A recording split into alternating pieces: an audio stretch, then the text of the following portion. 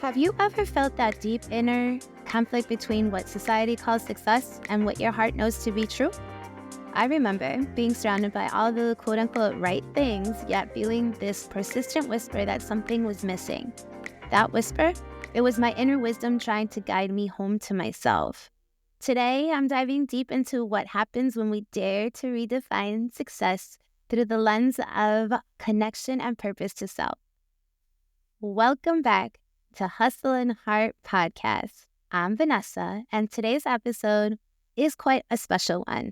We're talking about something that transformed my entire life, the courage to redefine success on my own terms. If you're feeling that tension between society's definition of success and what your heart is calling you toward, then this episode is for you. Let me take you to the moment that changed everything. It was just past about 9 p.m. on a Tuesday when I pulled up to my home. The house was completely dark except for the dim front light, and the casting shadows across our family photos were hanging in the window.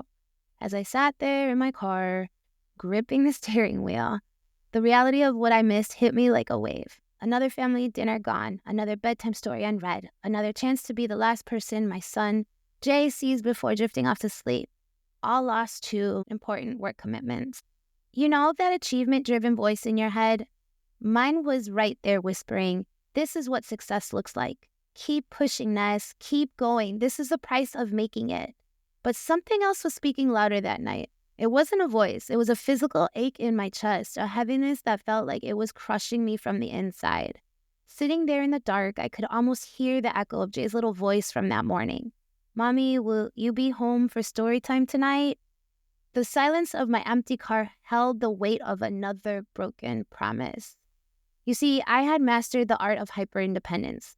Every milestone checked off, the career, the material success, the ability to do it all on my own, all that good stuff. From the outside, I was living the dream, but inside, I was exhausting myself trying to prove something that didn't need proving. Here's what I've learned about true fulfillment. It doesn't come from pushing through or forcing things to happen. It comes from learning to trust your emotional wisdom. Through therapy, I discovered something profound. My drive for hyper-independence wasn't ambition. It was a survival mechanism I developed long time ago. You know, this reminds me of something powerful that Brene Brown talks about. Let me share a clip with you that really shifted my perspective on worthiness and success. We try to combat not being enough by pleasing and performing and perfecting. We go through our lives trying to be who we think we're supposed to be, doing and saying what we think people want to hear, putting on whatever mask or face we think we need to put on for that moment. And what that leaves us is exhausted. When we're pleasing and perfecting and performing, we end up saying yes a lot when we mean no, right? And we also end up saying no when we mean, oh, heck yes, I want to do that. I really want to do that. And you know what? Even though I have a lot of work, I want to do it now. I don't want to do it 5 pounds from now. I don't want to do it when I'm great. I don't want to do it when I've practiced. I just want to do it now. But we don't have those boundaries when we don't feel like we're worthy and enough. So how do we do things without resentment? And it takes boundaries. So in the end, I think if we take away anything from the authenticity piece, it is about the courage to be imperfect, to be vulnerable, and to set boundaries. Because the whole idea of I am enough starts with enough. Here's the part where we all struggle. Worthiness does not have prerequisites. We need to find a way to engage with the world from a place of worthiness. We need to find a way to say, I'm enough. This is who I am.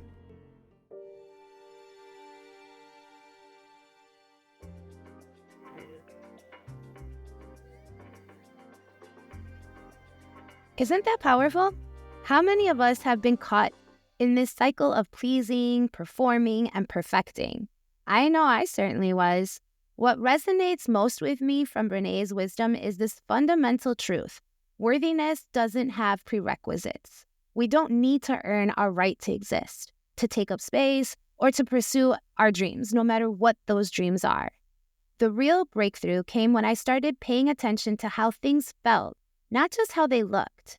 When I made decisions, I learned to ask myself, does this energize me or drain me. This wasn't just about gut instinct. It was about waiting for emotional clarity. Sometimes that meant sitting with uncertainty for days or weeks until the right path became clear. The most beautiful part, when I started responding to life instead of forcing it, everything shifted. Yes, I still had goals and really big dreams, but they came from a different place. Instead of pushing against the current, I learned to flow with it. Some people didn't understand, still don't understand this new version of me, and that's quite all right with me. What matters most, and for the first time ever, I feel aligned with my true nature. Today, success looks different for me. It's in the moments when I'm fully present with my son, both of us laughing until our sides hurt. I'm making memories with my family. It's creating a home that feels like a sanctuary of peace and love. It's in building a business that energizes me rather than depletes me.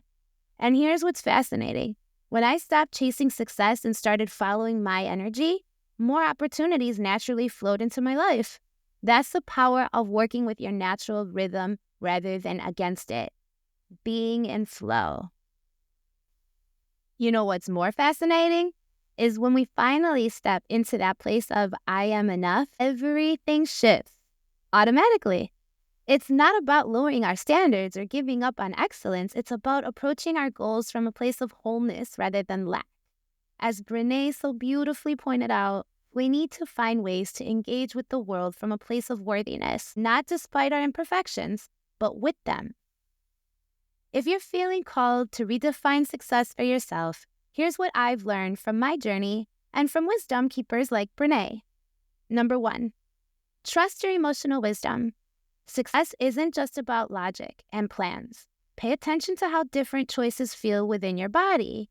When something feels right, there's a sense of expansion, of energy flowing. Number 2, practice responsive living. Instead of forcing opportunities, try waiting for what naturally calls to you. When something lights you up, that's your signal to engage. Tap into that. Number 3, create space for clarity. Sometimes the best action is no action. Give yourself permission to wait for emotional clarity before making big decisions. Number 4, honor your evolution. When you change, some relationships might shift, and that's okay. The right people will celebrate every version of you, and if they don't, then they're not your people. Number 5, define success through impact. Ask yourself, how do I want to feel? What kind of impact do I want to have? Let these answers guide your choices. And last, number 6, embrace imperfection. Remember what Brené shared. The courage to be imperfect is key to authentic living. Your worthiness isn't tied to your achievements or others' approval. Before we wrap up, I want you to know something. Redefining success isn't about lowering your ambitions. It's about aligning them with your true nature. It's about creating a life that feels as good on the inside as it looks on the outside. I'd love to hear what success means to you. Share your thoughts with me on Instagram or leave a comment on this episode. Remember, your journey is unique, and that's exactly how it should be. You've been listening to the Hustle and Heart podcast with Vanessa Vitance. Here's to creating success that feels like coming home to yourself. Until next time, mi gente, keep trusting your inner wisdom. Ciao.